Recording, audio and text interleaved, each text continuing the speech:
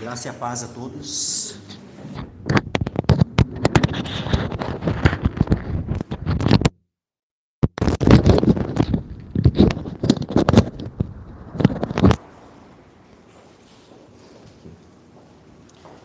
Eu peço que os irmãos abram a Escritura, o livro do Evangelho de Marcos.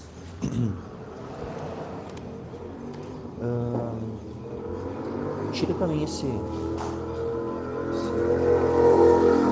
Valeu. Muito obrigado.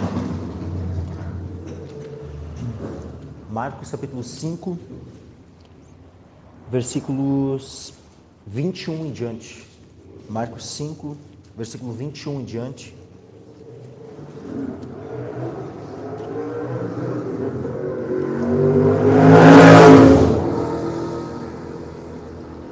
Diz assim a palavra do Senhor. E passando Jesus outra vez num barco para o outro lado, ajuntou-se a ele uma grande multidão, e ele estava junto do mar. E eis que chegou um dos principais da sinagoga, por nome Jairo, e vendo-o, prostrou-se aos seus pés, e rogava-lhe muito, dizendo: Minha filha está à morte. Rogo-te que venhas e lhe imponhas as mãos, para que sare e viva. E foi com ele e seguia-o uma grande multidão que o apertava. E certa mulher que havia 12 anos tinha um fluxo de sangue e que havia padecido muito com muitos médicos e despendido tudo quanto tinha, nada lhe aproveitando isso, antes indo a pior. Ouvindo falar de Jesus, veio por detrás, entre a multidão, e tocou na sua veste. Porque dizia: Se tão somente tocar nas suas vestes, sararei. E logo se lhe secou a fonte do seu sangue, e sentiu no seu corpo que estava já curada daquele mal. E logo Jesus, conhecendo que poder de si mesmo saíra, voltou-se para a multidão e disse: Quem tocou nas minhas vestes? E disseram-lhe seus discípulos: Vês que a multidão te aperta e dizes: Quem me tocou? E ele olhava em redor para ver a que isto fizera. Então a mulher, que sabia o que lhe tinha acontecido, temendo e tremendo, aproximou-se e prostrou-se diante dele e disse-lhe toda a verdade. E ele lhe disse: Filha, a tua fé te salvou, vá em paz e ser curada deste teu mal. Estando ele ainda falando, chegaram alguns do principal da sinagoga, a quem disseram: A tua filha está morta. Para que enfadas mais o mestre? E Jesus, tendo ouvido estas palavras, disse ao principal da sinagoga: Não temas, crê somente. E não permitiu que alguém o seguisse, a não ser Pedro, Tiago e João, irmão de Tiago. E tendo chegado à casa do principal da sinagoga, viu o alvoroço e os que choravam muito e pranteavam. E entrando, disse-lhes: Por que vos alvoroçais e chorais? A menina não está morta, mas dorme. E riam-se dele. Porém, ele, tendo-os feito sair, tomou consigo o pai e a mãe da menina e os que com ele estavam, e entrou onde a menina estava deitada. E tomando a mão da menina, disse-lhe: Talita cumi, que traduzido é: Menina, a ti te digo, levanta-te. E logo a menina se levantou e andava, pois já tinha 12 anos, e assombraram-se com grande espanto. E mandou-lhes expressamente que ninguém o soubesse, e disse que lhe dessem de comer. E o capítulo 6, ainda versículo 1 ao 6, diz assim: E partindo dali, chegou à sua pátria, e os seus discípulos o seguiram. E chegando o sábado, começou a ensinar na sinagoga, e muitos ouvindo-o se admiravam, dizendo: De onde lhe vêm estas coisas? E que sabedoria é esta que lhe foi dada? E como se fazem tais maravilhas por suas mãos? Não é este o carpinteiro, filho de Maria, irmão de Tiago e de José e de Judas e de Simão? E não estão aqui conosco suas irmãs? E escandalizavam-se nele. E Jesus lhes dizia: Não há profeta sem honra, senão na sua pátria, entre os seus parentes e na sua casa. e não podia fazer ali nenhuma obra maravilhosa, somente curou alguns poucos enfermos, impondo-lhes as mãos. E estava admirado da incredulidade deles, e percorreu as aldeias vizinhas ensinando. Amém. Até aqui, meus irmãos.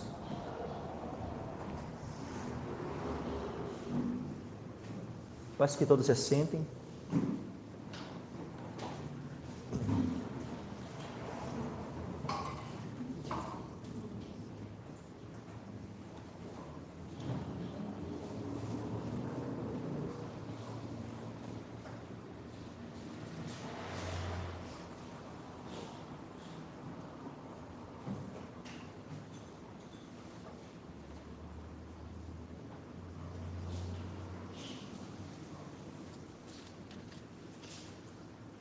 Em Marcos 5:21, diz assim a palavra do Senhor: E passando Jesus outra vez num barco para o outro lado, ajuntou-se a ele uma grande multidão, e ele estava junto do mar. Veja que isso aqui é uma sequência. Nós já vimos no culto passado, domingo passado, né, que Jesus ele estava ali, ele começou a ensinar por parábolas, e isso no mar da Galileia, né, ele dentro, assentado no barco, que haviam preparado para ele, ensinava as multidões por meio de parábolas. Depois, ele despede a multidão e vai, navega, né, para uma outra cidade, que ficava à beira do lago. Esse lago aqui da Galileia, ou também conhecido como Lago de Mar da Galileia, Lago de Genezaré, é o mesmo. Ele é podemos dizer assim, uma lagoa, né, muito grande. Mas não tão grande assim, ela é mais ou menos assim, como se fosse o dobro do tamanho dessa que nós temos aqui, a Lagoa dos Quadros. Então é aproximadamente o dobro da dimensão dessa. Então vejo que é grande, mas também não tão grande assim. Então há assim como aqui nós temos, né, as cidades, né, que estão à volta dessa lagoa, né, temos Maquiné, Terra de Areia, Xangri-Lá, Capão da Canoa. Nós temos algumas cidades, né, que cercam essa lagoa lá esse lago, né, de Genezaré, o Mar da Galileia. Haviam também várias cidades, né, que estavam ali na volta. Então Jesus sai de uma delas, onde ele estava ali ensinando, tem aquela tempestade, né, terrível, ele acalma a tempestade, chega lá no outro lado, tem aquele endemoniado, gadareno, expulsa aquela legião de demônios. Só que como os demônios vão para os porcos se lançam ao mar, morrem, né, toda aquela manada de praticamente 2.000 porcos. O povo daquela cidade, muito possivelmente pelo prejuízo que tiveram, ou outras motivações, independente, né, eles tinham temor do Senhor, quem sabe o medo, né, de ter mais prejuízo ainda, né? Que nem Pedro, né? Pedro, no momento que ele estava lá no barco, e Jesus já ensinando, tal. Daí daqui a pouco Jesus pega e diz: atira a tua rede, né, pro lado aqui. Eles não tinham pescado, só que não é aquela pesca lá no final, né, depois da ressurreição, bem no início, quando Jesus vai fazer dele, né, um pescador de homens. E aí ele, sob a tua palavra eu vou lançar, e ele lança a rede e pesca, né, sim, algo que quase rompia, né, as redes, né, de tanto peixe que ele pescou. Quando ele vê aquilo, ele se fica maravilhado, assombrado, assim, ele olha para Jesus e ele diz para Jesus: retira-te de mim, que eu sou um homem pecador. Então, assim, pode ser também essa, né, aquele senso, aquele temor, né, aquela consciência de que eles eram pecadores e aquele que estava ali, né, era tão santo que eles, né, ficaram: retira-te de nós. É uma possibilidade também. Mas o ponto é que eles pediram para Jesus se retirar e Jesus se retirou. E, como diz aqui, versículo 21, passando Jesus outra vez num barco para o outro lado. Então aqui é tudo uma continuação, né? Esse dia aqui foi um dia bem cheio, né? Provavelmente de manhã ensinando, à tarde, né, indo para o outro lado, tendo aquela tempestade, chegando lá, libertando aquele endemoniado, depois sendo pedido, né, que ele fosse embora, ele vai, passa outra vez num barco do outro lado, ajuntando-se a ele uma grande multidão, novamente, né? Uma grande multidão agora, ainda naquele mesmo dia, e ele estava junto do mar. Provavelmente aqui não diz claramente, mas se havia uma grande multidão ali, ele estava junto do mar, estava provavelmente novamente ensinando essa grande multidão. E nesse contexto é que chega, versículo 22, eis que chegou um dos principais da sinagoga, por nome Jairo, e vendo, prostrou-se aos seus pés. Então Jairo chega, ele, como diz aqui, olha, ele era um dos principais da sinagoga. Então, numa cidade, ele era um dos principais homens, uma das principais autoridades que havia ali, porque, afinal de contas, né, a cidade em si girava, né, na volta da sinagoga, as cidades de Israel. Então, os homens que eram os principais da sinagoga também eram os principais homens da cidade. Poderíamos, né, fazer uma certa relação, assim, né, com, não exatamente, tá? Mas vamos lá, relacionado a uma igreja, ele seria semelhante a um pastor, só que no judaísmo, né, na sinagoga, então ele era um dos principais da sinagoga. Só que óbvio que a sinagoga, né, ela tinha uma importância maior dentro daquela cidade do que, né, do que hoje, né, as igrejas acabam tendo, né, nas cidades. Isso que eu estou falando aqui é apenas no aspecto civil, tá? Terreno. Não estou falando no aspecto espiritual, porque é óbvio que no que tange ao aspecto espiritual, uma igreja bíblica ela tem uma relevância muito maior, né, do que a sinagoga tinha naquele tempo. Tá?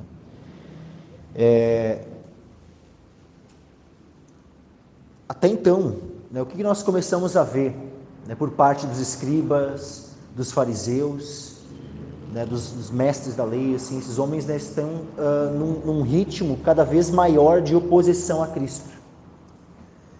Então as autoridades lá de Jerusalém, quando foram, né, lá para presenciar o ensinamento de Jesus, ele expulsando demônios, começaram inclusive, né, a dizer que ele estava expulsando demônios pelo poder de Beelzebul. Então a gente vê que havia ali toda uma oposição, né, especialmente daqueles que eram considerados os eruditos, os mais importantes. Então havia muitos motivos para que esse homem seguisse aquela correnteza, né, e tivesse uma resistência para com Cristo. O texto não diz aqui se antes disso ele já era um crente no Senhor Jesus, não diz se ele havia, né, ou se pelo contrário ele havia sido resistente aos ensinos do Senhor, mas independente do seu passado, a doença da sua filha fez com que ele buscasse o Senhor Jesus. Diz aqui no versículo 23, e rogava-lhe muito, dizendo, minha filha está à morte, rogo-te que venhas e lhe imponhas as mãos para que sare e viva. Então vejam que era um homem que cria no Senhor Jesus. Se não cria antes, independente, agora ele cria. Nesse momento ele estava crendo no Senhor. Veio, né, independente da posição que ele tinha na sociedade, independente das consequências que teria o ele ir até o Senhor, ele não levou em conta nada disso. Ele não levou em conta o nome dele, a fama dele e qualquer consequência ruim que poderia ter, né, de ele como principal da sinagoga, chegar e se prostrar diante de Jesus e rogar a ele, né, se humilhando debaixo da potente mão do Senhor. E isso nos leva, né, a nós percebermos que nós, da mesma forma como Jairo, nós não podemos ter o nosso nome, né, como algo que nós devemos nos agarrar assim, se tivermos que perder a nossa reputação, se tivermos, sabe, que o nosso nome seja jogado na lama por causa da honra a Cristo, da nossa fé em Cristo, da nossa fidelidade a Cristo, que seja, que o nosso nome se vá, mas que o nome de Cristo seja exaltado por meio das nossas vidas. Rogava-lhe muito, dizendo, minha filha está à morte. Então, quando ele saiu de casa, ela estava à beira da morte. Ele foi, e qual era o desejo dele? Que o quanto antes, provavelmente esse homem foi correndo até, né, procurando, né, que Cristo estava. E ele queria que o mais rápido possível Jesus fosse até a sua filha. Afinal, né, se a sua filha estava morta, com certeza ele não foi a passo de tartaruga até Cristo. E com certeza ele não queria que Cristo ficasse se demorando para ir até a sua filha. Minha filha está à morte, então rogo-te que venhas, ele imponhas as mãos para que sare e viva. E o que acontece? Imediatamente Jesus vai com ele. E foi, versículo 24, e foi com ele e seguia-o uma grande multidão que o apertava. Ele foi, mas aquela multidão foi junto. E foi junto, né, não assim, lá atrás, Jesus na frente, né? Infelizmente, né, é que nem aquela coisa assim hoje, né, quando tem aquele... Esses dias eu estava vendo, né, um vídeo do pastor Mocelin, né, ele falando sobre o Neymar no culto. E aqueles pastores, né, que tem, né, dessas igrejas, de uma igreja neopentecostal, acho que deve ser Lagoinha, eu acho, lá de Alphaville, né? Aí que agora eles têm uma área VIP na igreja, olha só. Né, eu fico pensando assim, onde é que está a carta de Tiago, né, na Bíblia, né, desse pastor que promove uma coisa dessas na sua igreja, uma área VIP, né, para famosos, para pessoas importantes, né, se sentarem, né. Tiago, né, movido pelo Espírito Santo, nos dá um ensinamento de que a gente não pode fazer acepção de pessoas, não pode fazer diferença entre as pessoas. Na igreja todos são iguais. Não importa se o cara é milionário, se o cara é bilionário, não importa se o cara é famoso ou não, independente da posição social que a pessoa tenha, todos na igreja são iguais. Então, não existe a área VIP, né? No templo lá de Tiago, né, tinha os primeiros lugares. Poderia ser considerado, né, uma área VIP. O que era dito? Se chegasse, né, o homem rico e eles colocassem, nossa, te assenta aqui, né, na frente, e já chegasse um pobre, né, fica aí atrás, ou, né, e não está fazendo diferenciação. E não está indo contra o principal mandamento, que é o mandamento do amor. Amarás o teu próximo como a ti mesmo, né? E isso implica em não fazer diferença, não fazer acepção de pessoas. Mas aqui, e qual que era o receio, né? Do porquê que fizeram, né, a área do medo, né, de chega um Neymar, chega um famoso lá, de o povo da igreja, né, ir lá para a volta, lá, querer autógrafo, querer tirar foto, selfie, não sei o que mais, né, e virar aquele amontoado de gente lá, né, pressionando, apertando, né, o famoso. E Jesus, de fato, no seu tempo, ele era famoso, né, ele era comparado assim, uma celebridade no seu tempo, isso não tem como negar. Ele era muito conhecido, a sua fama havia corrido já, né, muitas cidades, tanto é que já tinha vindo até os principais homens lá de Jerusalém para ver, né, a Cristo ensinando lá numa sinagoga da Galileia. Então, né, vinha gente de tudo que era lugar para querer conhecer a Cristo, e então estavam nessa... Só para finalizar o parênteses que eu abri em relação a esse... A igreja tem que ser ensinada que o nosso foco no culto é Deus, né? Então, independente se algum dia vier, né, no culto aqui alguém importante, vem o prefeito, vem isso, vem um deputado, vem um artista famoso, sei lá, aí o culto ia ser diferente por causa que veio alguém importante e esteve presente no culto? O culto é igual. E nós todos temos que agir da mesma forma como sempre agimos, porque estamos aqui, quem é o foco aqui? É o Senhor. Então, né, aqui a fama dos homens cai por terra. Aqui o que os homens são lá fora pouco importa. Na igreja isso não tem importância. E nós, como crentes, devemos agir dessa forma, como entendendo esses princípios, né, e agindo com base nesses princípios. Mas continuando aqui. Foi com ele seguir uma grande multidão que o apertava. Então estavam todos ali, né? Muitos querendo tocar em Jesus, apertando o Senhor. E certa mulher, que havia 12 anos, tinha um fluxo de sangue. Lembrando que se uma mulher tinha um fluxo de sangue, isso a tornava, pela lei de Moisés, então perante os judeus, ela seria considerada impura ou imunda. E ela não poderia estar, por exemplo, nesse contexto aqui, no meio de uma multidão. Ela teria que estar recolhida, separada. A mulher que tivesse um fluxo de sangue, enquanto ela não fosse sarada, não fosse curada, enquanto o fluxo não cessasse, ela, por exemplo, não poderia ter relação com seu marido. Então, se ela fosse casada, ela estaria, né, em abstinência, né, da relação sexual com seu esposo.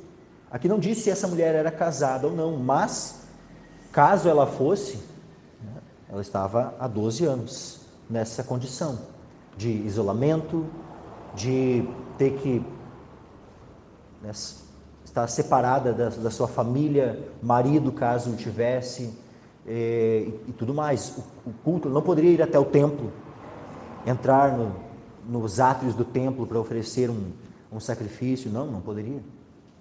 Enquanto estivesse naquela condição, ela não poderia, ou seja, toda a sua vida estava afetada, não era apenas como é hoje, alguém atingido por uma doença assim, que a única preocupação que ela tem é cura da doença, para quê? Para ser curada. Então muitas vezes, né, hoje, quando a pessoa está com alguma enfermidade, o querer ser curada é apenas para voltar a ter saúde e nada mais. Esse é o resultado que se tem com a recuperação da saúde. No caso dessa mulher, é diferente. Não era apenas a saúde dela que seria recuperada. Ela poderia voltar a cultuar normalmente. Ela poderia voltar a conviver, até mesmo com a sua própria família, normalmente. Com seus vizinhos, amigos, né, a sociedade de maneira geral. Ela poderia voltar a ter uma vida normal, porque a vida dela não era uma vida normal. Por 12 anos. Então, certa mulher que havia 12 anos tinha um fluxo de sangue, que havia padecido muito com muitos médicos. Veja, ela havia padecido muito com muitos médicos, porque provavelmente cada um dando, né? Cada um dava uma receita disso, uma receita daquilo, um tratamento assim, um tratamento assado. Muitas vezes, né, num achismo. Pensa como é que era a medicina há 2000 anos atrás. Pode ser que em alguns aspectos até, né, os médicos dessem alguma ajuda para algumas coisas, algumas doenças, mas agora muita coisa, meus irmãos. Se hoje os médicos não têm solução para muita coisa, se hoje os médicos, né, muitas vezes a pessoa vai lá e é a mesma coisa. 2000 anos depois ainda tem muita gente que vai atrás do médico e fica padecendo muito com muitos médicos. Se hoje é assim, imagina há 2000 anos atrás. E aqui nós já vemos a primeira coisa, meus irmãos, que aqui o ensinamento não é que nós não devemos buscar ajuda de médicos, tá? Não é isso que o texto está ensinando. Então a gente não precisa mais ir atrás de médico. Toda vez que estivermos doentes, a gente só vai orar e nada mais, né? Porque tem alguns mais, né, de uma linha assim que ensinam isso, que crente não deveria ir em médico, não deveria tomar remédio, não deveria, né, fazer nada disso. Só que não é isso que o texto está dizendo, que o fato de ela ter padecido muito com médicos, despendido tudo quanto tinha e nada ali aproveitando, então que médicos nunca vão trazer proveito para quem está doente, porque o próprio Jesus usa o exemplo de médicos e se coloca, né, nessa comparação, né? Ele diz assim, são os que precisam de médico? Ou os doentes? Se entende-se, né? Aqui, ó, eu vou até ler o texto, tá? Marcos 2, 17. Jesus, tendo ouvido isso, disse-lhes: os sãos não necessitam de médico, mas sim os que estão doentes. Então veja, aqui Jesus reconhece que os doentes necessitam de médico. Tá? Então a Escritura ela não é contra o procurar a ajuda de médicos quando se está doente. Agora, o que de fato, aí sim nós vamos ver que a Escritura nos mostra, né, que nós devemos sim tomar um cuidado, é de não confiarmos, não depositarmos a nossa confiança nos médicos. Como se o médico fosse aquele que fosse nos trazer a cura, ele é o... Então, tu vai procurar um médico, mas a tua confiança, mesmo ao procurar um médico, ela deve continuar estando no Senhor, e não no médico. Porque o médico é errante, o médico falha, tanto é que nós vemos aqui que ela gastou tudo que tinha com muitos médicos e não conseguiu ser curada. Não conseguiu. Então, médicos não são infalíveis. Nem sempre médicos vão trazer a cura. E nós vemos um dos reis de Israel que o resumo do final da vida dele foi que ele confiou nos médicos e não buscou ao Senhor. E morreu dessa forma. E isso é colocado como uma repreensão para ele. O fato de ele ter confiado nos médicos e não buscado ao Senhor. Então, sempre lembrem, quando forem buscar a ajuda médica, quando forem tomar um remédio que o médico receitou, sempre façam isso na dependência, na confiança do Senhor. Peçam, orem para que Deus conduza o médico, para que Deus guie ele nos seus diagnósticos, nas suas prescrições. Orem ao Senhor da mesma forma como vocês oram quando vão comer. Orem pelo alimento, orem pelo remédio. Peçam para que Deus abençoe o efeito daquele remédio. Então, em tudo que nós façamos, estejamos sempre confiando no Senhor e não depositando a nossa confiança no médico ou no remédio. Da mesma forma como nós vamos usar o dinheiro, ou a gente vai jogar o dinheiro fora? Não, a gente vai usar o dinheiro. Mas agora a nossa confiança pode estar no dinheiro? Não, jamais. Da mesma forma, nós vamos nos utilizar de médicos, de remédios, mas a nossa confiança não pode estar em médicos ou remédios. Em tudo, a nossa confiança somente pode estar no Senhor. E há circunstâncias onde os médicos simplesmente vão desenganar alguém. E não tem mais, a medicina não tem mais o que fazer. Até aqui a medicina foi, mas o teu caso está além. Tem situações que é assim. E nessas circunstâncias, meus irmãos, é só o Senhor. Versículo 27, né? Ouvindo falar de Jesus, veio por detrás, entre a multidão e tocou na sua veste. Porque dizia, se tão somente tocar nas suas vestes, sararei.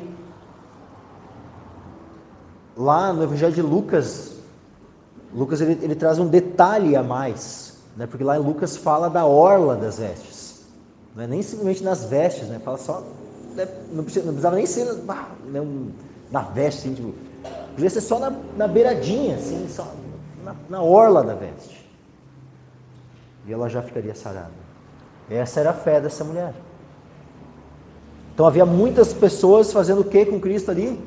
Apertando. Tem como alguém apertar o outro sem tocar? Não, né? Não tem como apertar sem tocar. Ou seja, havia muitas pessoas tocando em Jesus, nesse aperto. Mas o toque dessa mulher foi diferente. Foi um toque de fé. Uma fé que chamou a atenção de Jesus. Se tão somente tocar nas suas vestes, sararei. Versículo 29. E logo se lhe secou a fonte do seu sangue, e sentiu no seu corpo estar já curada daquele mal. Então, imediatamente, quando ela tocou no Senhor, já foi curada, ela sentiu que estava curada. Só que o que acontece na sequência, versículo 30. E logo Jesus, conhecendo que poder de si mesmo saíra, voltou-se para a multidão e disse, quem tocou nas minhas vestes? É muito interessante, né, a pergunta de Jesus, né? Quem tocou nas minhas vestes, né? Sendo que estava todo mundo, literalmente, né? Estava todo mundo tocando. E por isso que os discípulos, né, perguntam, o 31 aqui, ó. E disseram os seus discípulos: vês que a multidão te aperta e dizes, quem me tocou? Vê que a resposta dos discípulos aqui para Jesus foi até meio, sei lá, ela parece até ter um tom assim de, não sei se de ironia mas sabe, mas não parece ser um tom assim muito bom, né? Não parece ser o tom, sabe, a impressão que dá, né? A gente vê lá em Lucas, né, que Pedro é o que toma frente nessa pergunta, né? Lucas, né, também traz esse detalhe a mais, né? Lembra do detalhe da orla da veste, lá em Lucas, acho que é 8. Lucas 8, versículo 45, ó. E disse Jesus, quem é que me tocou? E negando todos, engraçado, né? Tava todo mundo apertando, mas quando Jesus, quem é que me tocou? Aí todo mundo nega, né? Não fui eu. Ficaram com receio, né? E agora, né? E negando todos, né? Só que assim,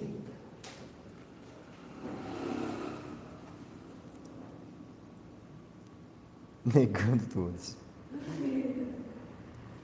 Aí diz o Pedro, né? Pedro, né? Aí diz o óbvio, né? Ele olhou assim, lógico, estava todo mundo apertando Jesus, todo mundo, né, tocando, né? Então, Pedro e os que estavam com ele, né, disseram, mestre, as multidões te apertam e pressionam, e dizes, quem é que me tocou? Né? E aí disse Jesus, alguém me tocou, porque bem conheci que de mim saiu o poder. Né? E aqui novamente, voltando, né, para no Marcos 5, no versículo 32, diz assim, ó, e ele olhava em redor para ver a que isto fizera. E ele ali procurando, né, então aquela mulher, procurando quem o tinha tocado. Só que acontece, ele sabia quem tinha tocado? É óbvio que ele sabia. Se ele sabia que tinha sido, imagina, que poder tinha saído de si, ele não ia saber quem é que tinha sido curado. Então, óbvio que ele sabia, mas ele queria que ela se manifestasse. Ele, né, parou tudo, começa a fazer aquela pergunta, aquele questionamento, né, para que ela, né, tomasse a iniciativa de se revelar. 33. Então a mulher que sabia o que lhe tinha acontecido, temendo e tremendo, interessante isso, meus irmãos. Esses dois verbos vão aparecer várias vezes juntos na Escritura. O temor e o tremor. Temor e tremor. Normalmente, os salvos, né, há na experiência dos salmos esses dois verbos. Temor e tremor diante de Deus. Que nós possamos crescer nesse temor e tremor diante do nosso Deus. Então ela, né, temendo e tremendo, aproximou-se e prostrou-se diante dele e disse-lhe toda a verdade. Vejam que nem Jairo, né? Jairo chega e se prostra. Só que Jairo se prostra e roga ao Senhor, pede ao Senhor. Ela, primeiramente, vai lá, toca, sem falar nada para ninguém. Provavelmente com medo, né, de que o fato de estar ali na multidão, ela fosse ser repreendida, uma vez que ela, pela condição dela, não poderia estar ali. Vários motivos, né? Ela preferiu ficar, só tocar, receber a cura e sair de fininho. Essa era a intenção dela. Mas Jesus, não. Jesus queria trazer uma cura maior para ela. Não apenas a cura do seu corpo. Sabe Jesus como médico, que ele fala que ele vem chamar não os justos, mas sim os pecadores ao arrependimento? O que acontece com o pecador arrependido? O pecador arrependido, ele passa a ter paz com Deus. Todo pecador, quando se arrepende, ele passa a ter paz com Deus, porque antes do pecador se arrepender, ele tem paz com Deus? Não. O pecador, antes do arrependimento, ele é inimigo de Deus. Antes de nos arrependermos, nós éramos inimigos de Deus. Não tínhamos paz com Deus. Mas desde o momento onde nós nos arrependemos dos nossos pecados, nós passamos a ter paz com Deus. E era essa paz, era dentro dessa paz que Jesus queria colocar essa mulher. E aí então, né, ela se aproxima, se prostra diante dele, disse-lhe toda a verdade, contou tudo, né? Que ela tinha ouvido, toda aquela história que ela contou para Jesus. Que ela tinha ouvido falar dele, das curas, dos milagres. Que ela creu que só tocar na orla das vestes ela já seria curada. E ela foi e conta que tocou e que foi curada. Só que, meus irmãos, tudo isso, o que é que Jesus estava indo fazer? Jesus estava indo para a casa de Jairo para curar a filha dele, que estava à beira da morte, que a qualquer momento poderia morrer. E Jesus está ali se demorando, Jesus está ali fazendo pergunta, querendo saber quem é que tinha tocado nele. Imagina o coração de Jairo, né? Nesse momento assim, né? Olha, pai, agora, e a minha filha, né? Que está lá, né? E tudo bem, né? Que tem mais, mas a minha filha está à beira da morte, né? Só que, meus irmãos, Jesus, ele faz tudo isso, ele se demora propositalmente. É óbvio, nada que Jesus faz é aleatório, é sem alguma intenção. Não, Jesus tinha toda a intenção de se demorar. Para que acontecesse o quê? Para que a filha de Jairo morresse. Jesus quis que ela morresse. Jesus não queria apenas curar a filha de Jairo. Jesus queria ressuscitar a filha de Jairo. Então Jesus tinha a intenção de ressuscitar desde o princípio. Então, para que isso acontecesse, Jesus precisou se demorar um pouco mais. Isso, lógico, aqui a gente só está analisando a perspectiva do que Jesus queria ministrar com Jairo. Mas é tão interessante, né? O padrão de Deus, assim, os planos de Deus, que eles são tão maiores, né? Os pensamentos de Deus são tão maiores, porque olha tudo que Deus vai fazendo, né? Por meio de uma situação assim. A forma como Deus foi ministrando, né? Como Deus vai ministrando no coração de Jairo, mas olha que tremendo, sabe a forma como Deus ministrou ao coração dessa mulher. Porque daí ela, depois que conta tudo, conta toda a história, foi curada e tal. Versículo 34, e ele lhe disse: filha, a tua fé te salvou, vá em paz e ser curada deste teu mal. Olha que interessante, sabe a forma carinhosa, né, com que Cristo fala com essa mulher. Filha. Onde é que tem outras vezes Jesus chamando, né, outras mulheres assim de filha? Sabe, é aqui, meus irmãos. Aqui é a circunstância onde Jesus chama uma mulher de filha. E é provável que essa mulher fosse até, quem sabe, mais velha que Jesus. Jesus, nesse tempo aqui, possivelmente era mais novo que eu até. Eu tenho 33. Entende-se normalmente que Jesus morreu e ressuscitou com 33 anos. Então Jesus daqui a pouco tinha o quê? 31, 32. Não sabemos exatamente qual é a idade de Cristo aqui. A idade dessa mulher, a Bíblia não diz. Mas já temos há pelo menos 12 anos ela padecia de um fluxo. Jesus fala para ela, filha. Ou seja, ele é... Por que ele pode chamá-la de filha? Porque ele é Deus. Aleluia. Ele é o Criador dela. Glória a Deus. E agora, ele que... É interessante que lá em Hebreus, né, ele fala assim, ó, dos filhos que Deus me deu, ou seja, nós não apenas somos irmãos de Jesus, ele não apenas é o nosso irmão mais velho, mas nós também temos uma relação com Cristo de filhos. Ele disse, filha, a tua fé te salvou. Ou seja, a salvação, ela se dá como Jesus disse, ó, filha, as tuas obras te salvaram. Não, a tua fé. Porque a salvação sempre foi pela fé. O que Jesus ensinou, não foi apenas Paulo que ensinou que a salvação é pela fé. Jesus também ensinou que a salvação é pela fé. Filha, a tua fé te salvou, vá em paz e ser curada deste teu mal. Vejam, a primeira coisa que Jesus fala, a tua fé te salvou, vai em paz. Porque quando nós somos salvos, meus irmãos, quando nós somos justificados pela fé, nós temos paz com Deus. E aí então, a consequência de essa mulher ter sido salva pela fé foi que ela teve paz com Deus. Filha, tua fé te salvou, vai em paz e ser curada deste teu mal. Isso aqui, meus irmãos, agora voltando para Jairo, Jesus também estava ministrando ao coração de Jairo aqui. Jesus fez uma obra tremenda na vida dessa mulher, mas por meio da vida dessa mulher, do testemunho que ela deu, Jesus parou tudo ali, para mostrar a fé dela. Ela teve uma fé tal que foi diferente dos demais.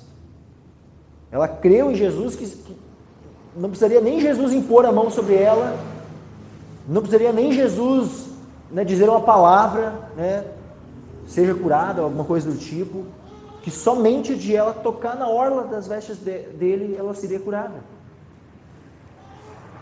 Então, com isso, meus irmãos, Jesus também estava ministrando ao coração de Jairo a fé, fazendo com que a fé de Jairo nele fosse robustecida, fosse uma fé mais firme, e ele estivesse preparado para crer quando recebesse a notícia de que a sua filha tinha morrido.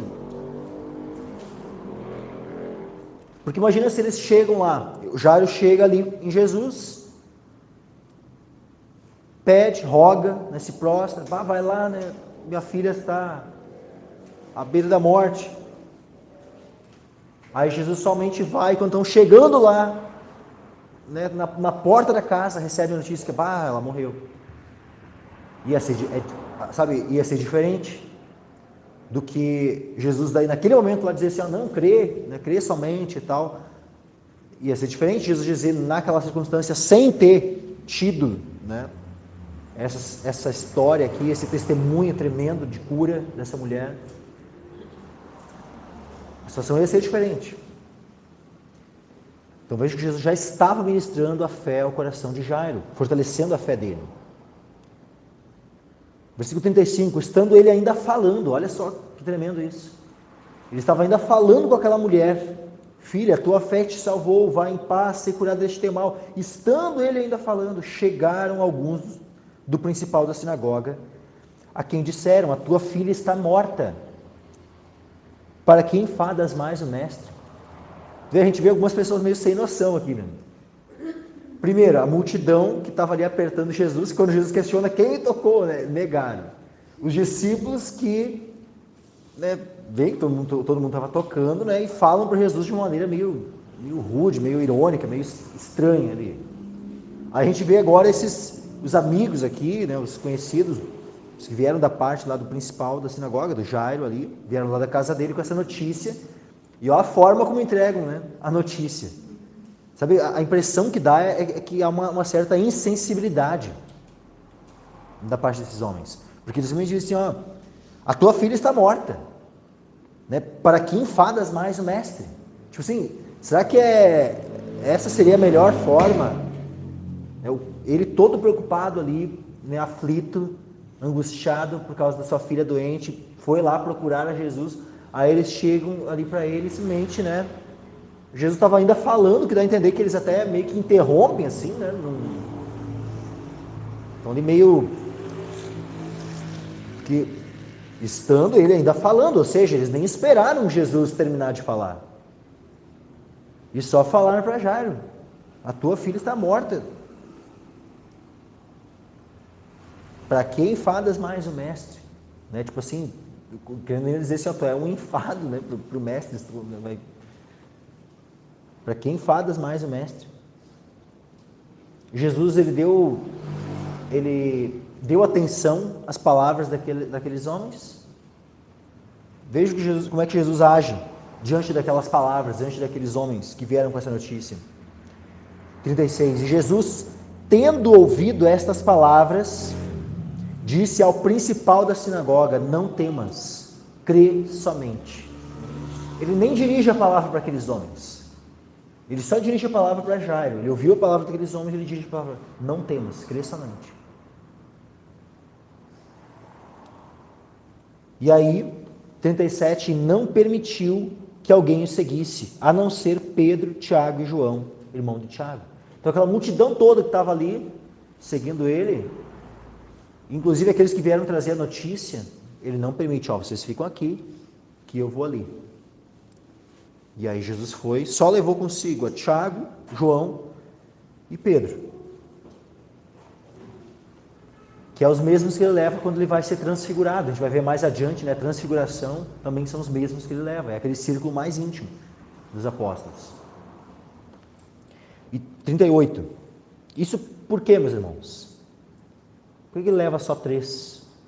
Primeiro porque eram de fato, né, aquele círculo que ele tinha, ele revela algumas coisas além, ele revela para esses 3 e não para todos. Como eu já disse, a própria transfiguração. Jesus com isso também não estava querendo, porque não leva mais gente, porque não levou todos, né, e tal, para não passar aquela impressão de estar querendo, né, se ufanar, se gloriar. Pelo contrário, Jesus todo o tempo, né, quantas vezes ele diz, não fale para ninguém, não fale para ninguém. Quantas vezes Jesus dá essa ordem, né, que é diferente, né, do que muitos hoje, né, que a gente vê assim, né, muitos desses colocam na televisão e vão lá e anunciam, né? A sexta-feira dos milagres, né? Não sei o quê. E aí, né, se autopromovem, né? Não era o Valdomiro Santiago, né, da Mundial do Poder de Deus, né, que tinha ali todo, né, uma programação e tal. Todas aquelas curas, aquelas coisas, né, envolvendo o ministério dele. A gente percebe assim uma ênfase semelhante com a do ministério de Cristo. É uma ênfase completamente diversa, meus irmãos. Porque ele todo o tempo chamando a atenção para si. Para começar, né, aquilo, né, na televisão. Né, e vai lá, e toda hora, né, dando testemunho, né, daquilo que ele está fazendo, Tal. Ou seja, Jesus dizendo, ele cura e não fala nada para ninguém. O Valdomiro, né, não só falava, como filmava para o Brasil inteiro, né, ver ali. E aí, vai lá, já tem lá alguém que vai lá com uma faca lá, né, e fere, ele de algum jeito lá, sai um sanguinho, vai lá, o sangue do Valdomiro agora vai curar. Aí tem o lencinho, ele limpava o suor com o lencinho, né, aí o lenço com o suor dele vai curar. Então, tipo, mas todo o tempo, né, chamando atenção para si, Engraçado, né? Porque Jesus não agiu dessa forma. Jesus não ficava chamando atenção para si. O que a gente mais vê aqui em Marcos, e a gente vai continuar vendo outras curas, outros milagres que Jesus vai operar, é Jesus dizendo, não digas nada a ninguém. E Jesus leva só os 3, por quê? 2 ou 3 testemunhas, não é? O que precisa? Quantas testemunhas precisa? 2 ou 3. A lei não dizia isso?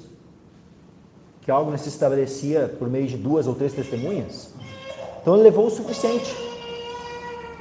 Levou 3 testemunhas. E mais o pai e a mãe da menina, que é óbvio, eram os interessados, mais interessados na cura da menina, né, além na ressurreição dela, né, além do próprio Cristo, eram os pais da menina. Então leva esses 5 entram com Cristo naquele quarto onde a menina estava. 38. E tendo chegado à casa do principal da sinagoga, viu o alvoroço e os que choravam muito e pranteavam. E entrando, disse-lhes, por que vos alvoroçais e chorais? A menina não está morta, mas dorme. Então vejam, quando ele entra na casa, o velório já começou, né? O pranto já começou. Todo mundo está ali chorando. E Jesus questiona eles, por que vos alvoroçais e chorais? A menina não está morta, mas dorme. É interessante que, da mesma forma, ele fala a respeito de Lázaro. Lázaro, quando ele tinha morrido, e ele tinha sido chamado, né, de maneira semelhante. Marta e Maria mandam chamar Jesus para que fosse lá e curasse Lázaro. Jesus se demora ainda, só que ele se demora, né, mais dias, né, lá até que ele vai. E quando ele chega na cidade lá de Lázaro, já fazia 4 dias que ele estava sepultado. Só que Jesus fala para os discípulos: o Lázaro dorme. E aí os discípulos, né? Se ele dorme, então ele está bem, né? Aí Jesus, vocês não entenderam, né? O que eu estou querendo dizer. O Lázaro morreu, tá? Mas eu vou lá, né? Eu dou glórias a Deus que vocês não estavam lá. Deixa eu ler aquele trechinho, né? Porque é muito interessante, tá? Tem horas que eu vou falando de memórias, é bom a gente ler o texto. João, Evangelho de João, capítulo 11.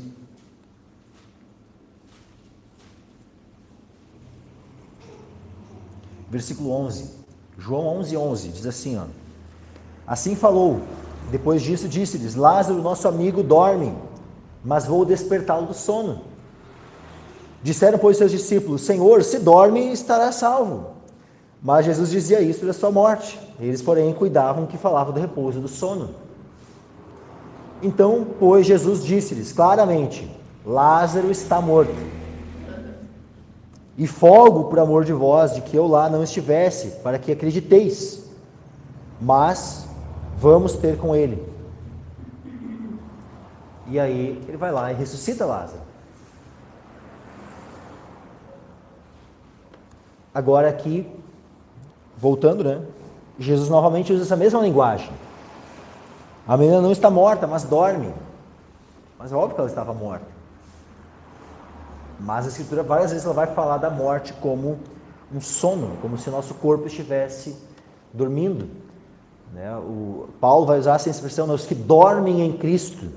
Os que dormem em Cristo não somos nós toda noite, né? Na nossa cama, no travesseiro ali dormindo em Cristo. Não, é os que morreram em Cristo, os crentes que morrem, eles dormem em Cristo.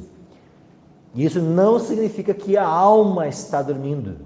É só uma analogia para se referir ao corpo, irmãos. Porque a alma está consciente. Nós vemos várias vezes na Escritura, várias passagens que mostram que a alma está na presença do Senhor, a alma dos crentes, né? Está na presença do Senhor, consciente. Mas continuando aqui, 40. Olha só, aquelas pessoas que ouviram isso de Jesus, né, a menina não está morta, mas dorme, diz assim, ó, e riam-se dele. Vejam, elas zombaram de Jesus, elas riam-se dele. Vamos ler lá em Lucas capítulo 8. 8.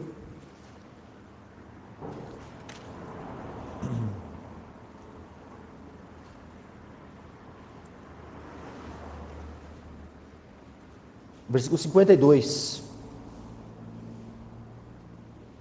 E todos choravam e a pranteavam. E ele disse: não choreis, não está morta, mas dorme. E riam-se dele, sabendo que estava morta. Veja, né, o povo que estava ali já chorando, eles riam-se de Jesus. Por quê? Porque eles sabiam que ela estava morta. Eles não tinham dúvidas de que ela tinha morrido.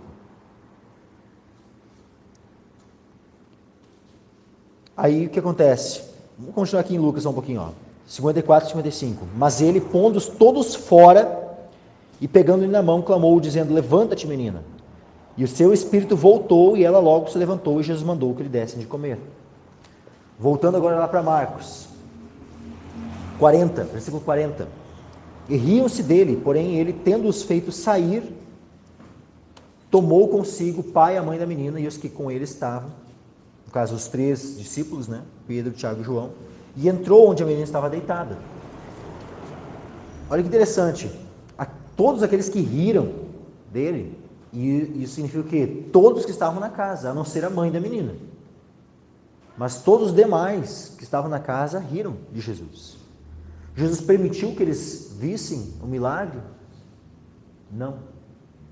Aqueles que zombaram, aqueles que riram, foram privados. Jesus expulsou eles da casa, mandou todos eles sair. Interessante, né? Jesus chega ali, nesse mente, né? Manda todo mundo embora, todo mundo sai. A casa, né? Tipo, a casa é dele e tal. a terra e a sua plenitude são do Senhor. Ele é o Senhor dos céus e da terra. Se ele lá no templo, expulsou os cambistas e tudo mais, ele não ia permitir que pessoas que estivessem zombando dele fossem contemplar o milagre que ele ia operar. Então, assim, que é tão triste, sabe, quando nós vemos pessoas que zombam, sabe, que riem, que escarnecem. E a palavra diz que bem-aventurado aquele que não se assenta na roda dos escarnecedores. Antes tem o seu prazer na lei do Senhor. Que o nosso prazer esteja na lei do Senhor, que o nosso prazer esteja na presença do Senhor. E o Senhor não permite que escarnecedores contemplem as suas maravilhas.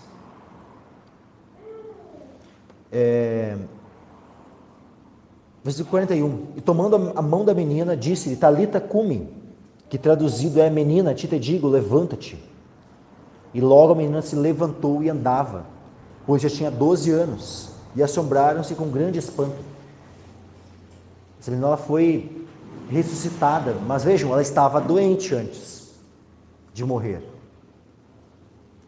Estava doente e mal a ponto de o pai dela dizer, olha, ela está à beira da morte. Então como é que alguém que está à beira da morte e está ali prostrado na cama tem condições de já sair caminhando, andando e tal? Tem essa condição? Não. Está no leito, está acamado, está sem condições de ficar. Então, assim, Jesus não apenas ressuscitou ela no vigor completo, curada, completamente curada. A menina se levantou e andava, pois já tinha 12 anos, e assombraram-se com grande espanto. E mandou-lhes expressamente que ninguém o soubesse, e disse que lhe dessem de comer. É tremenda a sensibilidade de Cristo, sabe? Em todo tempo a gente vê a compaixão do Senhor e a sensibilidade dele em relação a cada circunstância, a cada um. Aquela mulher que estava lá, que foi curada, Jesus vai lá e fala, ministra o coração dela. Jairo, que chega ali quando clama a ele, imediatamente vai, usa aquela circunstância para trabalhar no coração dele.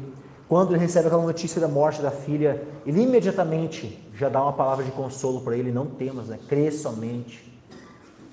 Depois vai lá, leva, ele tem o cuidado de levar não só Jairo, mas a mãe da menina também, lá para o lugar onde ele, para o quarto onde a menina estava.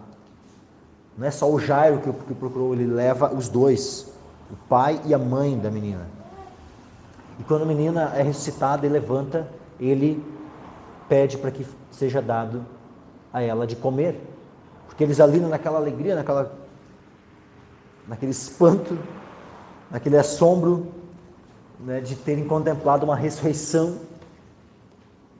Daqui a pouco poderiam estar ali com outros pensamentos. Jesus até nisso, até na fome que a menina devia estar sentindo, ele se importa com cada detalhe, ele percebe cada detalhe das coisas e vai dando as orientações.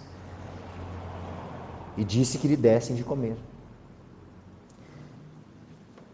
Então aqui nós vemos um pai, a fé de Jairo, nós vemos a fé daquela mulher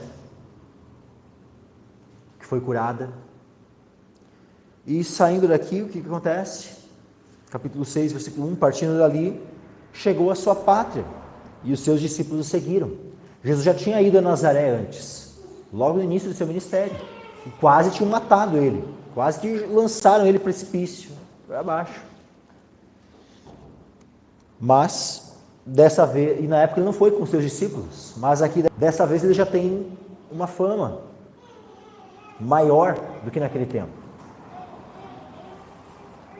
Chegando o sábado, versículo 2, começou a ensinar na sinagoga, e muitos, ouvindo, se admiravam, dizendo: de onde lhe vêm estas coisas? Que sabedoria é esta que lhe foi dada?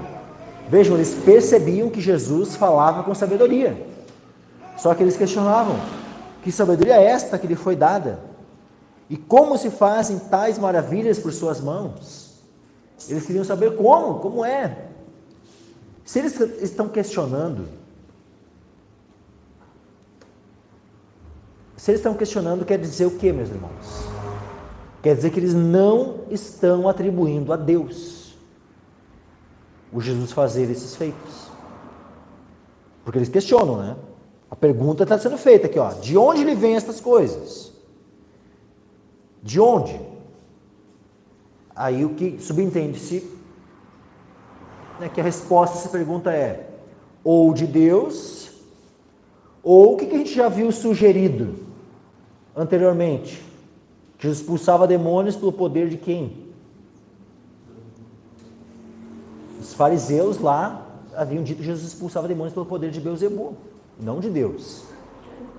Então, essas perguntas aqui estão, por mais que eles não fazem nenhuma afirmação direta, mas está lançando dúvidas sobre o ministério de Cristo. Elas são perguntas, não perguntas, sabe, né, de pessoas que estão maravilhadas e alegres, né, mas perguntas de pessoas que estão questionando, que estão duvidando.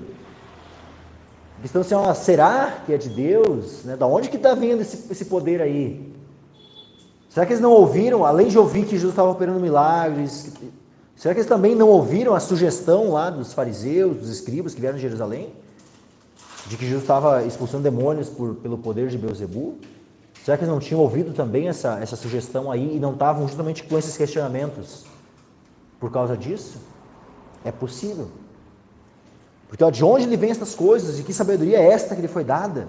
Como se fazem tais maravilhas por suas mãos? E aí olha só o que eles dizem. Não é este o carpinteiro, filho de Maria e irmão de Tiago, de José, de Judas e de Simão? E não estão aqui conosco suas irmãs? E escandalizavam-se nele. Veja que por fim, deixa bem claro que eles não estavam crendo, eles estavam escandalizados, eles estavam tropeçando. Isso porque não creram nele. E aí, Jesus fala para eles, Jesus lhes dizia, não há profeta sem honra, senão na sua pátria, entre os seus parentes e na sua casa.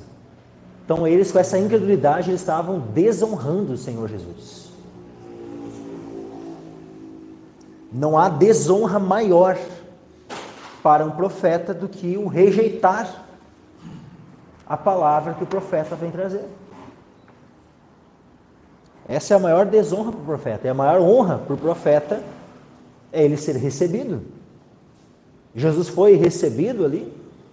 Não, ele não foi recebido, ele foi desonrado, ele foi questionado, foi colocado em dúvida o seu ministério, por aqueles que o viram crescer. Eles viram Jesus pecar alguma vez? Eles lançaram aqui que, tu era aquele arteiro que ficava lá. Não lançaram nada disso. A única coisa que eles podiam fazer é, olha, a gente já te conhece, tu é o filho da Maria, o irmão do Tiago, do José, do Judas, do Simão, a gente conhece também as tuas irmãs.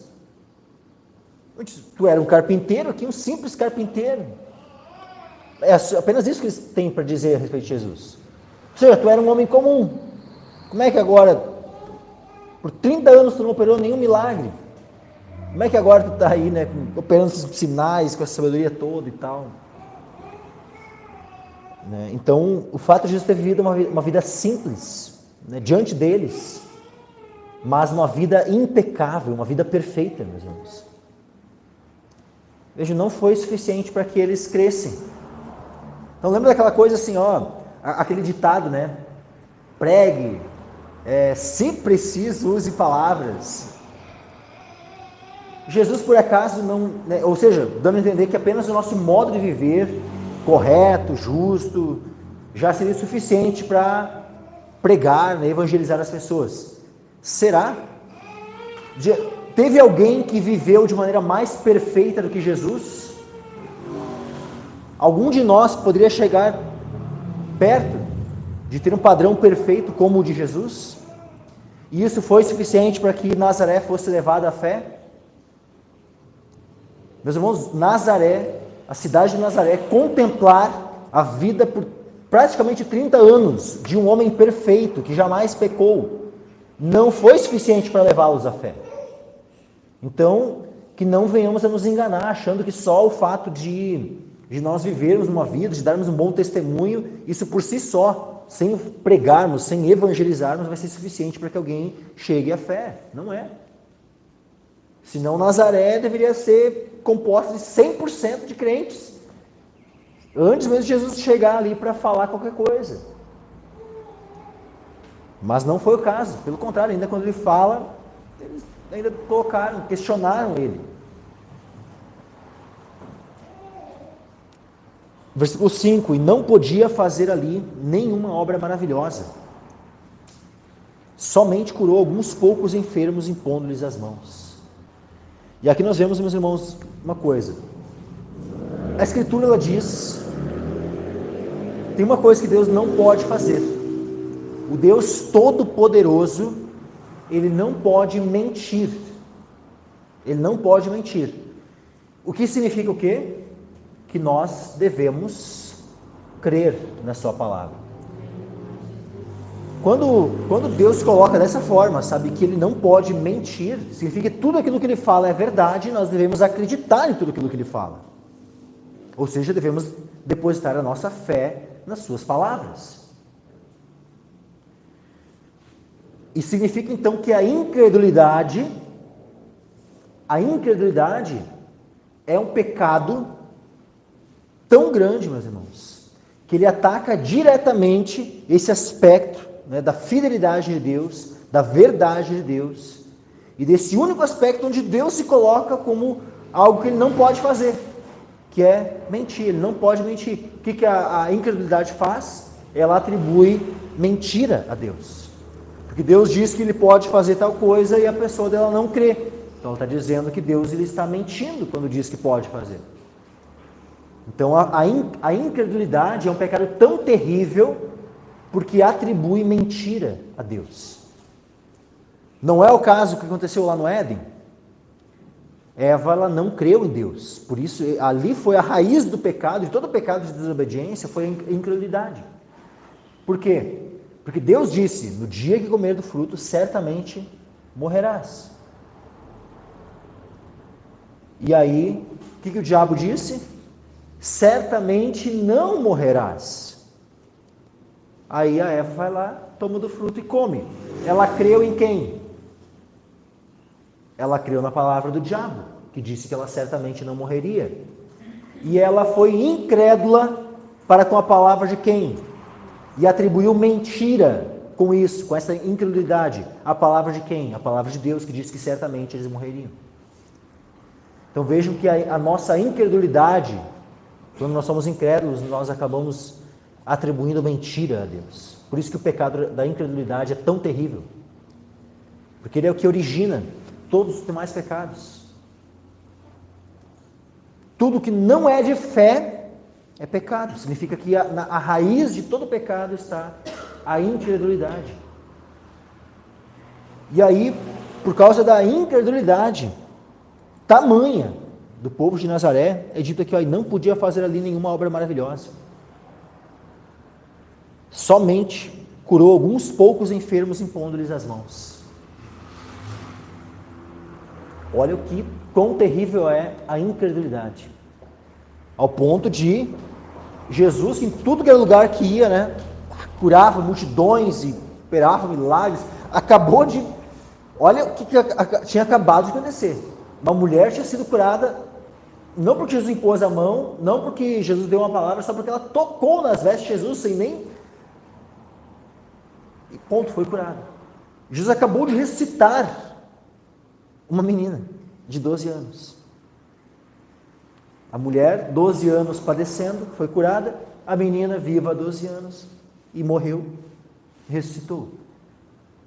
E aí, esse povo que conviveu com Jesus por quase 30 anos, não conseguiam crer, não podiam crer, foram incrédulos, e a incredulidade deles era tamanha que Jesus não podia fazer ali nenhuma obra maravilhosa, somente curou alguns poucos enfermos, impondo-lhes as mãos. E olha só, meus irmãos, tem um momento onde Jesus se admira com a fé de um homem. Mateus 8,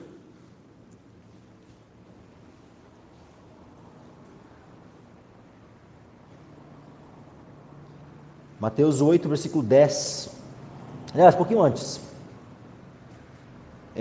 Versículo 5. Entrando Jesus em Cafarnaum, chegou junto dele um centurião rogando-lhe e dizendo: Senhor, o meu criado jaz em casa paralítico e violentamente atormentado.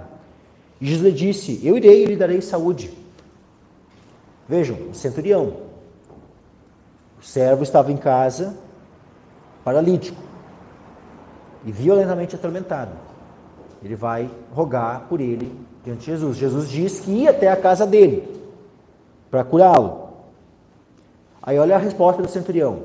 E o centurião respondendo disse: Senhor, não sou digno de que entres debaixo do meu telhado, mas dize somente uma palavra e o meu criado há de sarar.